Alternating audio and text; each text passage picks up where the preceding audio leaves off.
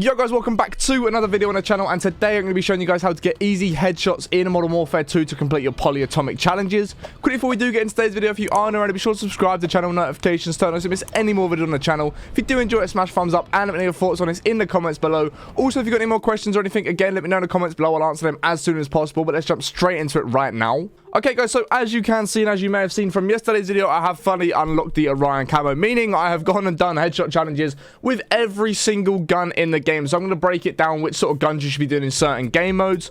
But yeah, I've done all my headshot challenges, so I worked out. It took me like 1, maybe 2 games to get my headshots done, so I think that's a pretty quick way of doing it if I was getting majority of them done within the 1 game.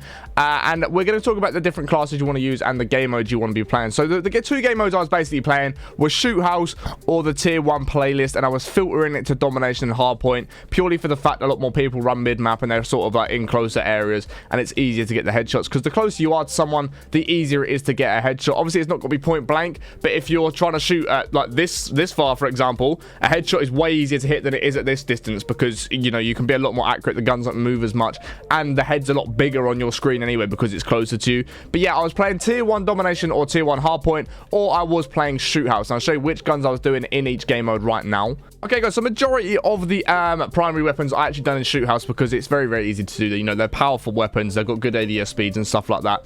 So ARs I've done in Shoot House. Battle rifles are basically one-shot headshots if you build them right, and I'll show you how to build them in a minute. But I've done them in Shoot House. I've done SMGs in Shoot House. Shotguns I've done in Shoot House as well, where you just have to be close to people. And again, I'll show you the builds you want for the shotguns. LMGs done in Shoot House. Marksman rifles done in Shoot House. They're one-shots. Snipers, they're one-shots done in Shoot House. So like I said, majority of the primaries were all done in Shoot House. The battle rifles, as long as you build them right, are one-shot headshots, so you can do them in Shoot House. But if you find that the build you've got is really struggling in Shoot House, or you're not too good with them in Shoot House, go ahead and do them in tier 1. It's a guaranteed one-shot headshot that way.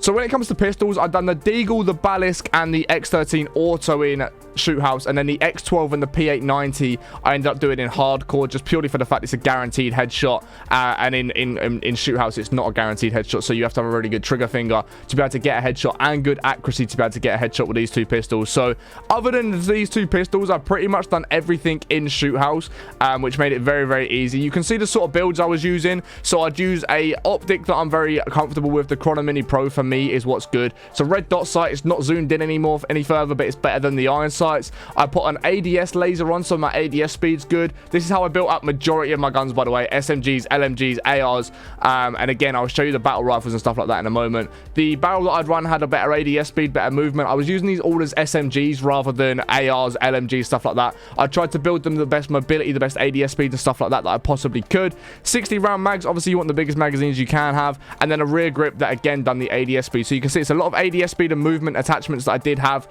That's how I built out all my ARs, all my SMGs, all my LMGs. In terms of the snipers, guys, snipers you can basically run whatever. Again, majority of the times I ended up taking the optic off, putting a 4 times on, chucking on ADS speed. So again, we got an ADS laser, we got a barrel with ADS speed, we went with that. We got a rear grip with ADS speed, we go with something like that. We don't put a magazine on because it affects the ADS speed. Stock with ADS speed, we went with that one. And yeah, that was sort of the classes that I'd run for all the snipers. Again, I'd just go ADS speed because you want them to ADS as fast as you can. Snipers you can play a bit slower with anyway. You can just sort of watch alleyways, watch angles, sit back, hard scope, just look for headshots. But I personally ran around the map. But again, you do want good ADS speed. And if you're hitting headshots, it's a one-shot kill anyway. So, you know, you need to be hitting the headshots. So if you go, Harry, my sniper's not a one-shot built like this, you're not hitting headshots anyway. You're hitting chest shots, so you won't be completing the challenge. Battle rifles, like I said, I'll run you through.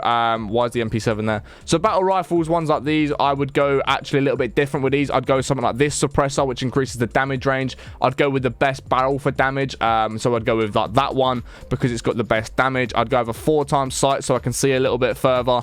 Where is the 4 times? I'd go with something like that. In terms of magazine, I'd leave that. I would go with a laser that increases the ADS speed because these 2 attachments, the barrel and the suppressor, are actually going to take away from the ADS speed quite a bit, and you don't really want that. And then again, the stocks we'd sort of go with like aiming stability, recoil control, things like that.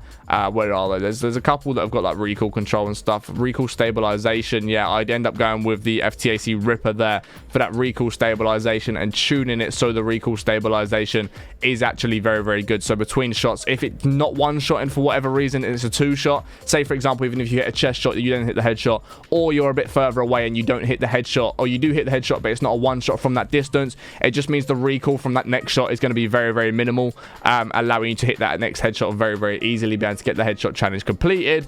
And like I said, that is pretty much all it is. The battle rifles and the marksman rifles are all basically one-shot headshots. They're all more sniper rifles than anything else. But again, I'd build them out the same as I built the CBR, which goes for my battle rifles as well as my marksman rifles. It's sort of this build. You want the big barrel and the big muzzle, just going to do a lot of damage at range and just improve the damage range. You then want a bit of recoil stabilization in case that first headshot doesn't hit, or it's not a one-shot kill for whatever reason. You're going to chuck on an ADS attachment because it's going to increase the ADS speed of the gun a little bit, mainly it's not really ridiculously slow. And then on whichever site you do want to use it, it's entirely up to you which site you want to end up running. But my marksman rifles and my longer range guns, like the marksman rifles and the battle rifles, I'd run it 4 times on. The snipers I run it 4 times. And then for all of them, I just run like a red dot sight. And then in terms of the shotguns, guys, you can build the shotguns again out to be very, very good at distance. Again, so you go with which one is it? So this first barrel here, which does good damage range, good bullet velocity and stuff like that again. And then for the muzzle, the one you want to chuck on is this GW Max 99. I found that to be very good. Ammunition, I went ahead and stuck on slugs because it makes it a lot more accurate. An optic, I'd stick a 4 times, not 4 times on it, a red dot sight on it. And then again, the laser being an ADS speed laser. And that was how I built out majority of my shotguns. It makes them very good at distance, makes them good at range, but it also makes them very, very accurate. And it means that the spread of the gun isn't too much. It means it keeps it very narrow, keeps it very accurate. So if you are hitting the headshot when you've got the headshot lined up, it's going to be as a headshot. It's not going to spread bullets everywhere and it's going to hit a chest shot. But in terms of that, guys, that's basically all you need to do. If you do find that you're going into games and you're struggling to actually aim high enough for headshots, just scan around that headshot mark. Like, don't even start aiming at chest. Don't try and control your recoil up. Just be purely aiming at headshots the entire time. Like, you can see how good that shotgun is, by the way.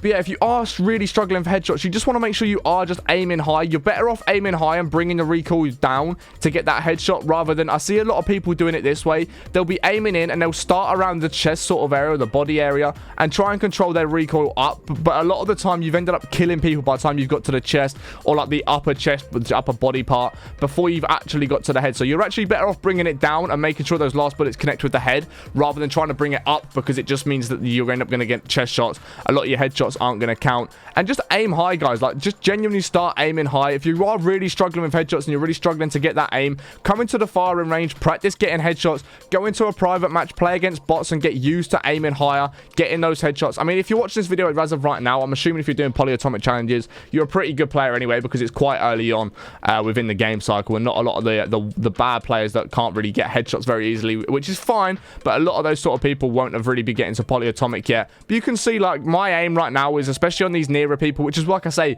you want to build your guns to be SMGs. You're in close quarters. You don't want to be far away from people. You want to be keeping it close so you can easily hit those headshots. As you can see, I don't even really miss the head at all. Once I've lined the head up, it's very, very rare for me to actually miss bullets on the head. So go into private matches, practice against bots that are moving around. You know, start off with the lowest difficulty, build it up to a good quality of people where they're actually going to start running around and giving you a good fight. Just practice aiming on those heads, or just go into the game and just aim around the head. Like, it doesn't matter if you're missing loads of bullets. If you are end up getting those headshots, go ahead and just do it that way. Again, if you're really, really struggling for them and you're trying to play shoot house and you're like, Harry, I really can't get these headshots in shoot house, just go and play tier 1. It's a guaranteed one-shot headshot with majority of the guns in tier 1.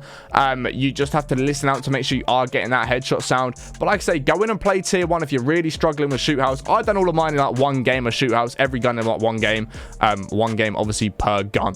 But yeah, if you're really struggling in shoot house, just go and play tier 1. It's going to be very, very easy. It's like 1 or 2 shots to the head with most guns. Go ahead and do that. Hopefully this video has helped you out. If it has, be sure to smash thumbs up, subscribe to channel, notifications, turn if you're not already. And I hope you have a great day, and I'll catch you on the next one in a bit.